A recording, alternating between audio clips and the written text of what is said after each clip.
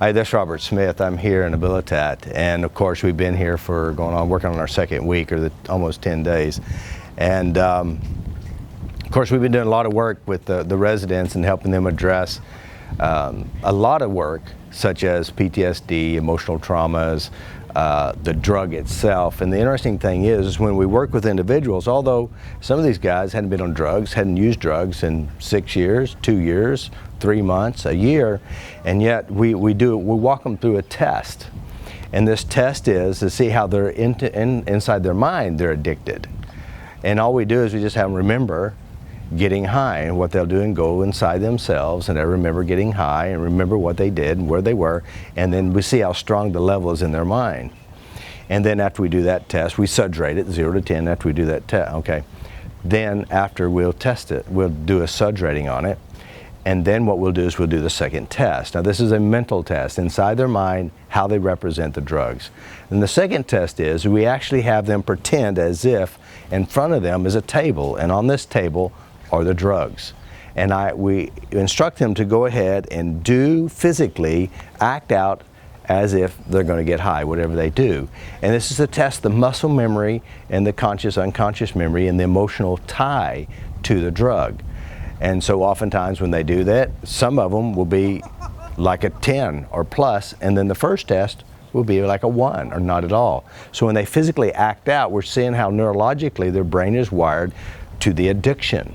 And by the way, there's no drugs in the room. And then the next test is that we have on this table, it looks like drugs, it looks real. And we pull back the towel and they look at the drugs and we see how they're responding to something that looks like drugs. It's a visual. And oftentimes it's really high. From 0 to 10, it could be a 10. Some of them, when they first do the first test, the second test, and the third test, by the time we get done, they're sweating, they're perspiring, they could be crying, they'll be shaking, looking away, and yet none of it's real.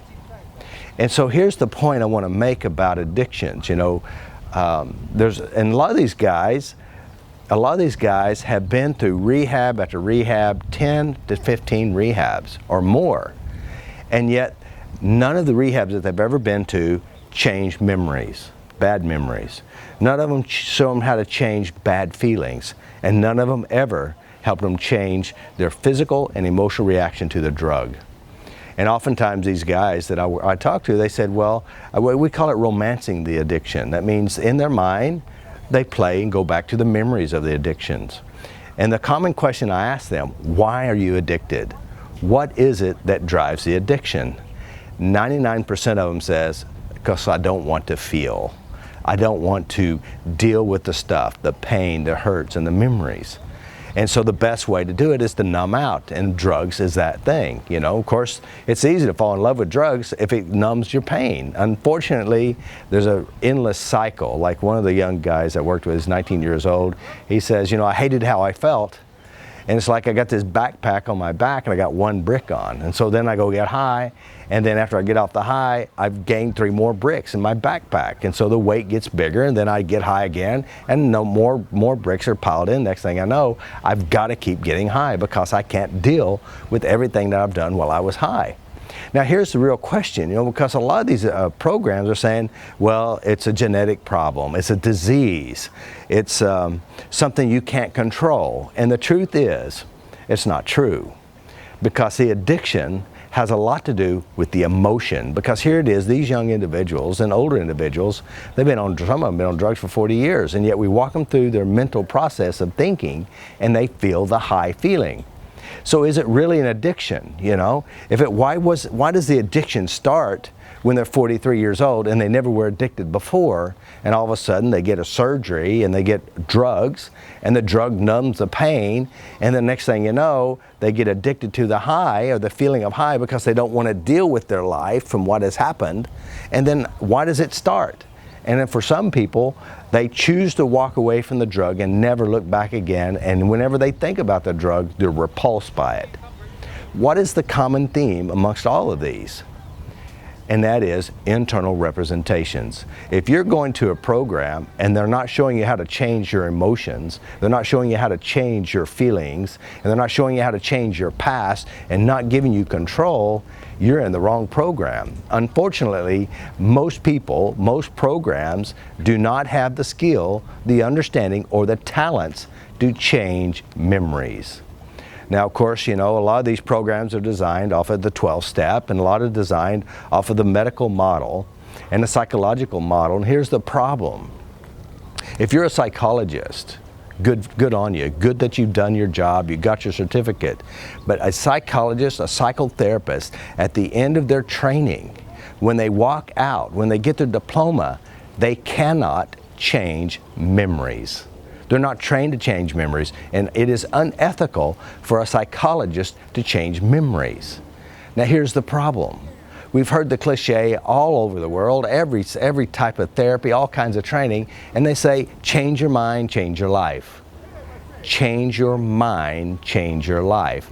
So, inside of individuals who are holding memories and references that hurt them, and the hurt is what drives the addiction, what happens when you change the hurt? What happens when you change the memory? Are you less likely to use or more likely to use? From my research, the reason why they use, and the number one reason why they use, is because they can't deal with the pain.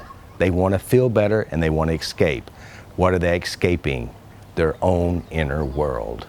And so what FasterEFT has done, and that is doing on a consistent basis, is changing the memory, giving individuals the power and the ability to change how they feel.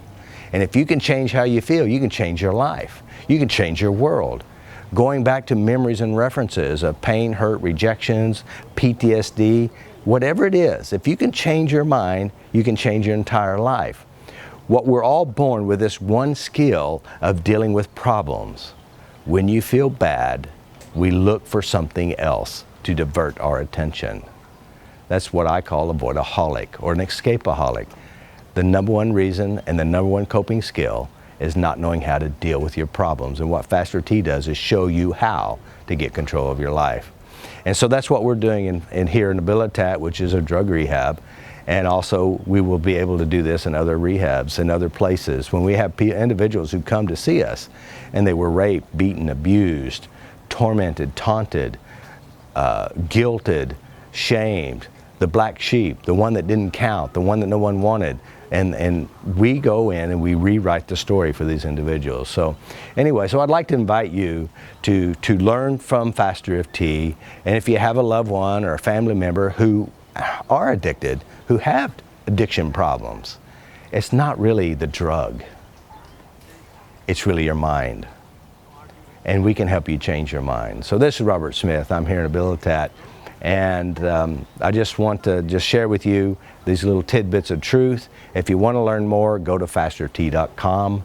Also, if you have a member, a family member, or you yourself would like to change your mind and change your life, and you're an addict, go to abilitat.com. This is Robert Smith. Talk to you later. Ciao. Peace out.